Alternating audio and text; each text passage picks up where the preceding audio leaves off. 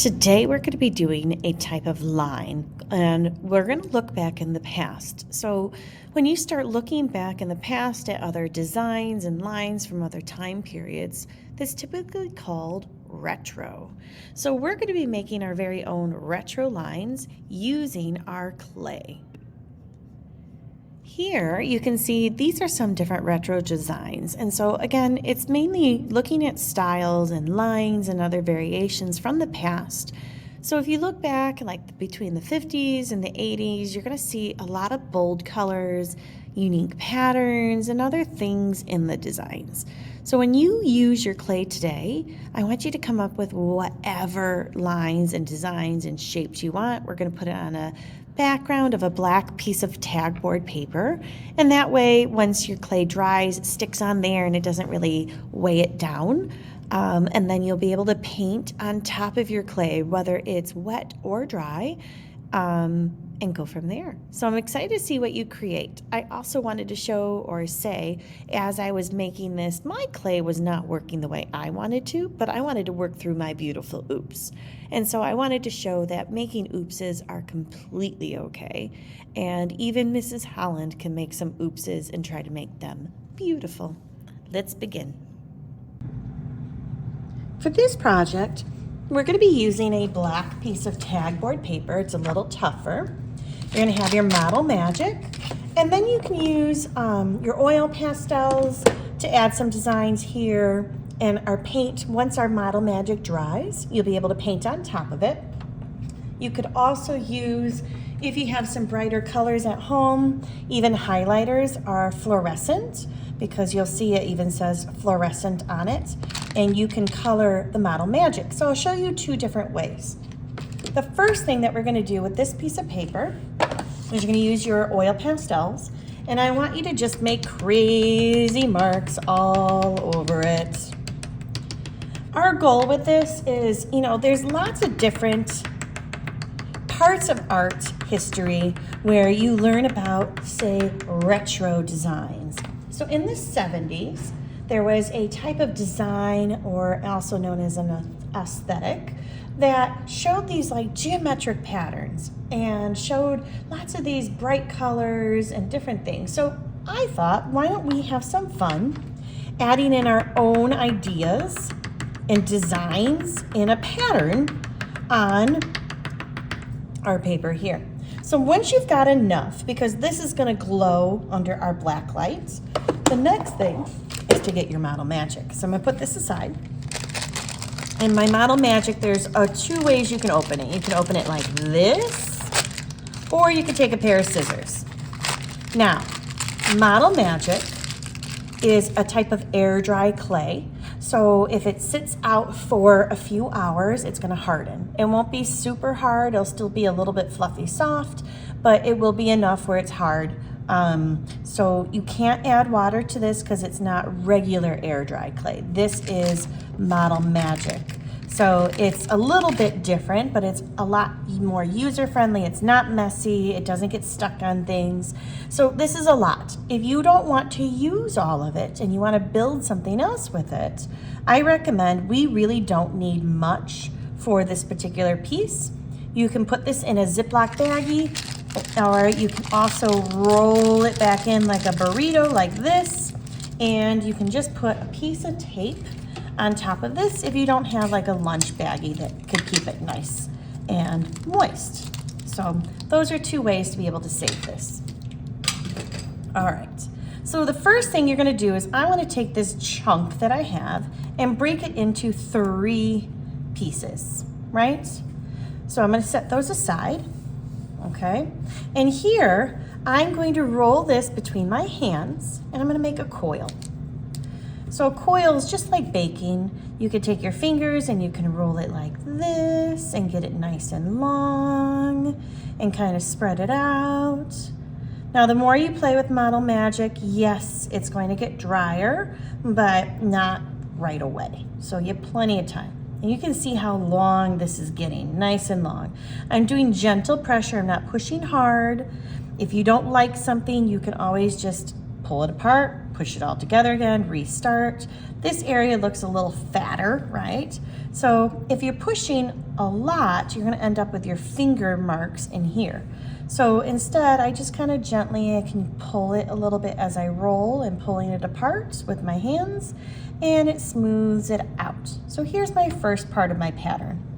I think I want to make, let's see what I'm thinking. I can make this really cool zigzaggy looking line, right? Kind of like this-ish. Could be that. I can also look at some other type of zigzag looks. You know, maybe I want it to be more bumpy looking. Maybe I want it to be more rainbow-esque. And I want it to be like this. It's really up to you. So once you figure out your design, the nice part about this is it will stick to whatever you want when it dries. Careful, this will even stick to itself.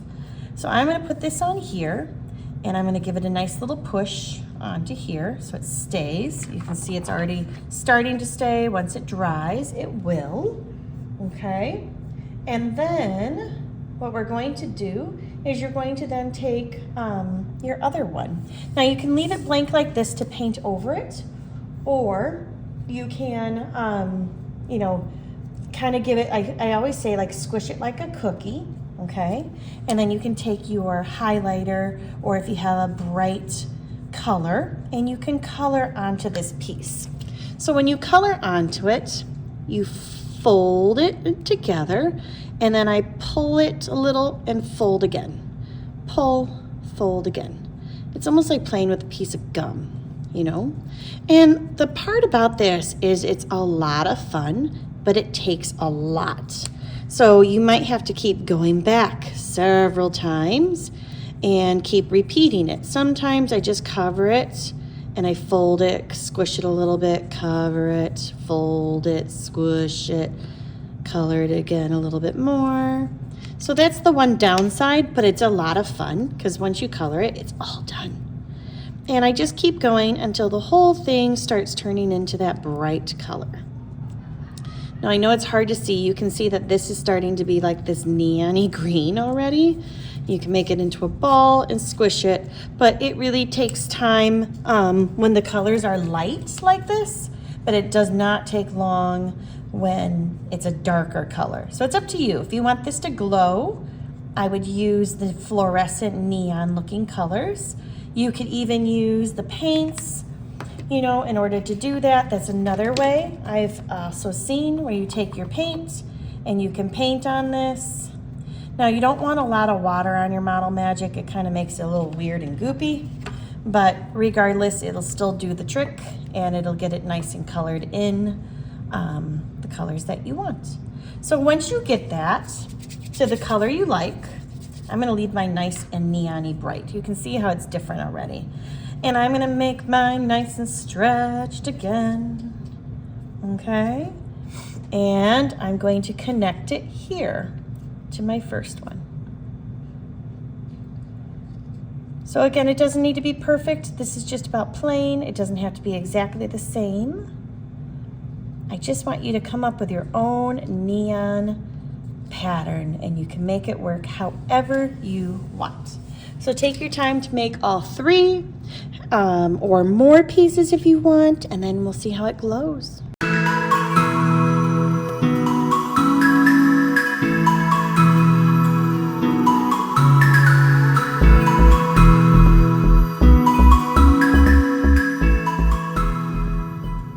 Make sure when you're painting, sorry, make sure when you're painting, you don't have to wait until it's dry sometimes, as long as you don't use a lot of water. And rotate your paper because it's a three-dimensional piece. So this way you're able to get to all the different sides. You can always wait once it's dry and be able to go back and do that too. But you do not want a lot of water. So I usually wait until it's dry, but right now mine is not, and I'm just going in and adding these. So rinse your brush and go and turn it under your light and see your three-dimensional art piece.